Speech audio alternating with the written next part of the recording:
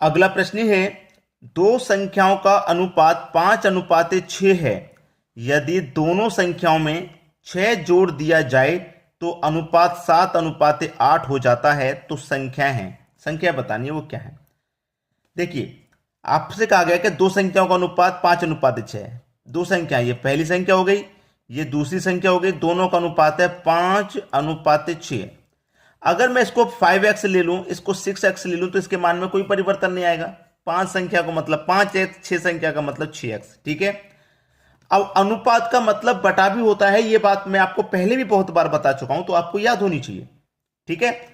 आपसे कहा गया दोनों संख्याओं में 6 जोड़ दिया जाता है, दोनों संख्याओं में, और अनुपात का मतलब बटा भी होता है। तो मैं इस अनुपात को यानी कि 5x के बटे में 6x लिख सकता हूं, क्योंकि अनुपात को आप बटे में भी लिख सकते हैं।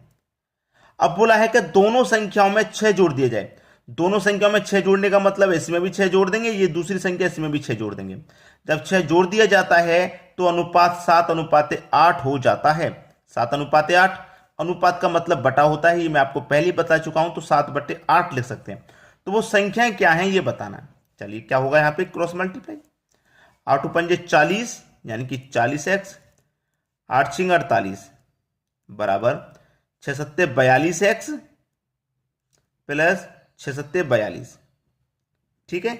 अब इसको सॉल्व कर लीजिए, x वाले टर्म एक तरफ ले लो आप। ये 40x इधर आएगा, ये प्लस का है, इधर आके माइनस का, तो 42x में से 40x माइनस हो जाएगा तो 2x बचेगा। ठीक है।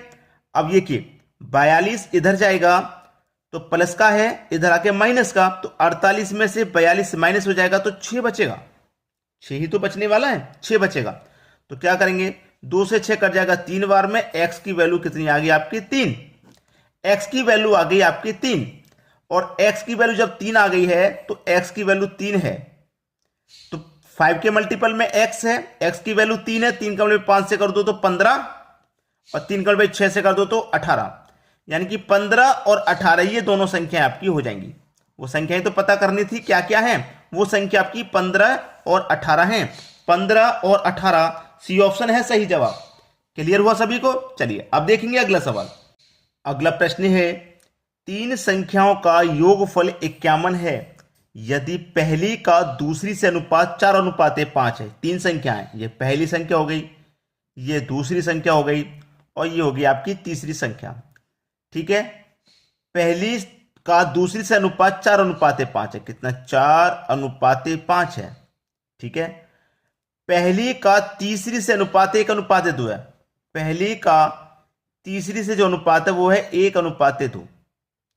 अब देखिए, पहली संख्या का तीसरी संख्या 2 गुना है, तो यहां पहली संख्या की तीसरी संख्या 2 गुना हो जाएगी, मतलब कि 8 हो जाएगी। समझ में आ गया। तो तीनों संख्याओं का गुणनफल हमें ज्ञात करना है। पहले तो हमें तीनों संख्या निकालनी होंगी। हमारे पास योग है 51। जब योग है तो हम अनुपातों का भी योग करेंगे। 4 और 5 9 और 8 17। 17 से कटेगा 3 बार में। 3 का मल्टीप्लाई 4 से कर दो 12, 3 5 15, 3 8 24। ठीक है। क्या कहा है उसने, तीनों संख्याओं का गुणनफल ज्ञात करने को कहा है। तीनों संख्याओं का क्या करेंगे, हम गुना कर देंगे। गुना ही तो कर देंगे। पहले तो 15 का 24 से गुना कर लो। 15 चौके 60 का 0, कैरी का 6, 15 दुने का 30, 30 में जोड़ दूंगा 6 तो ये हो जाएगा 36।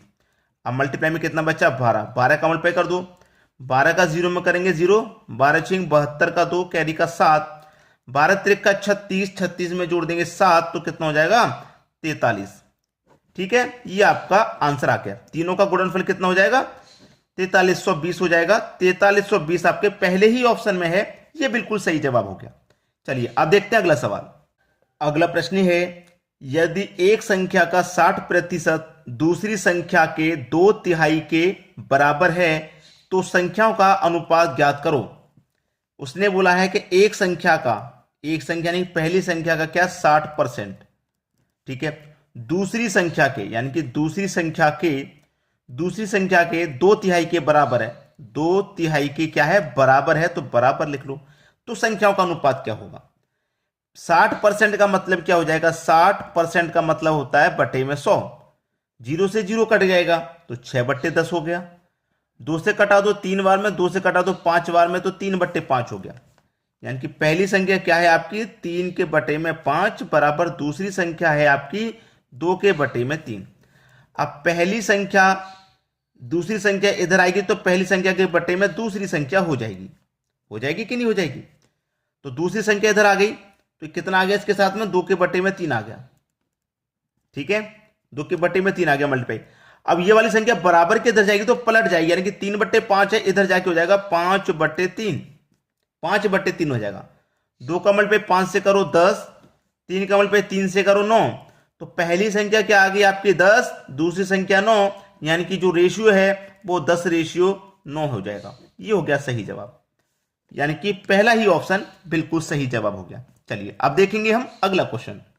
अगला प्रश्न है, एक पर्स में 455 रुपए हैं जिसमें 1 रुपये, 2 रुपये तथा 5 रुपये के सिक्के, 1 रुपये, 2 रुपये और 5 रुपये, ठीक है, 1 रुपये, 2 रुपये और 5 रुपये के सिक्के हैं। ठीक है, किस अनुपात में है? 2, 4, 5 के अनुपात में। 2, 4 और 5 के अनुपात में। भाई 1 रुपये के 2 सिक्के का मतलब क्या हो गया? 2 रुपया।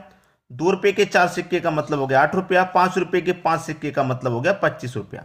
ठीक है, उसने बोला है पर्स में 2 रुपये के सिक्कों की संख्या कितनी है? आपके पास टोटल योग कितना है? 455 है। जब आपके पास योग है तो आप अनुपात का भी योग कर लो। 25 और 8 33 और 2 35, तो 35 से इसमें डिवाइड कर देंगे, कितनी बार में जाएगा? 13 बार में जाएगा। ठीक है, 13 बार में चला गया। 2 रुपए के सिक्कों की संख्या पूछ रहा है कितनी, तो 2 रुपए के सिक्कों की संख्या का अनुपात कितना है? 4 ही तो है। 13 का अनुपात 4 से कर दो, कितना हो जाएगा? 52। यह आपका आंसर हो गया 52। अगर 5 रुपए के सिक्के की संख्या पूछे तो 5 रुपए का अनुपात कितना है? 5।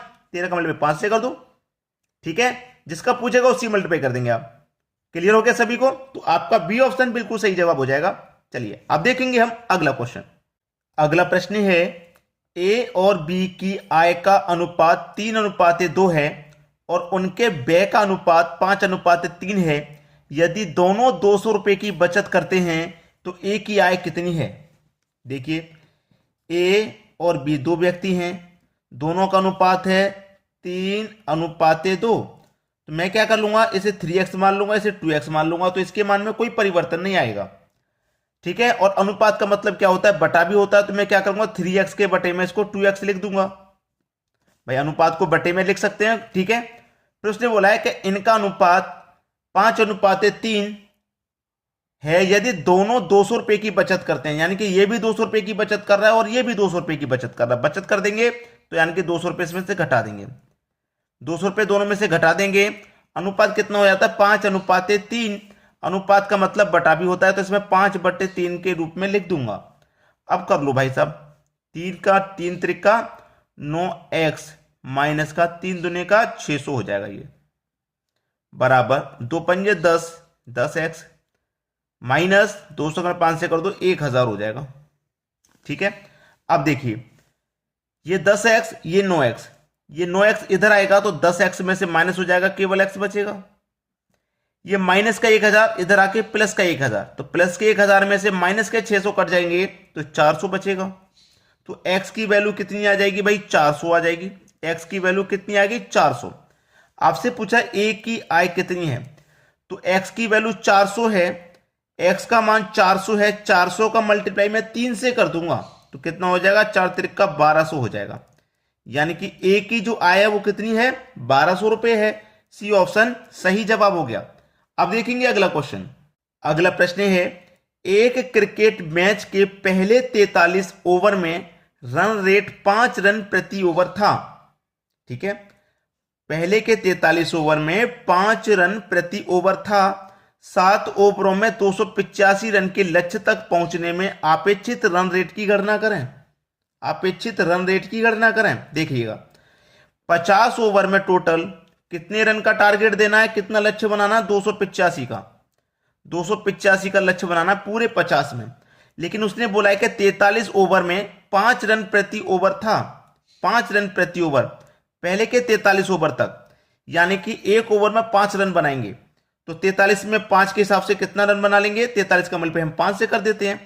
5 त्रिका 15 का 5, कैरी का 1, 5 चौके 20 और कैरी का 1 21, यानी कि पहले के 43 ओवर में 215 रन थे। ठीक है। 43 ओवर में 215 थे, तो 50 में से 43 ओवर हो गए तो 7 ओवर बचे हैं। तो 50 ओवर में 285 रन बनाने, जिसमें से 43 ओवर में 215 बन गए। तो इसको माइनस कर देते हैं, 7 ओवर में कितने बनाने हैं मालूम हो जाएगा। 285 में से 215 घटा दो, 70 रन और बनाने हैं। यानी कि 7 ओवर में 70 रन और बनाने हैं। 7 ओवर में 70 रन का मतलब है कि एक ओवर में कितने बनाने हैं, 10 रन। तो 10 रन प्रति ओवर के हिसाब से बनाने होंगे। तो अपेक्षित रन रेट की गणना करें, यही तो कह रहा था। तो क्या रन रेट रहेगा आगे के लिए, 10 रन प्रति ओवर रहेगा। यानी कि सी ऑप्शन आपका बिल्कुल सही जवाब है यहां पे। तो आपको क्या करना है दोस्तों, लाइक और शेयर। वीडियो पसंद आए लाइक करें और शेयर उन सभी बच्चों तक करें जो घर पे बैठ के तैयारी कर रहे हैं। ठीक है, आपके मित्र हो, आपके दोस्त हो, आपके घर में भी कोई कर रहा है तो शेयर कर दिया करें। ठीक है दोस्तों, धन्यवाद।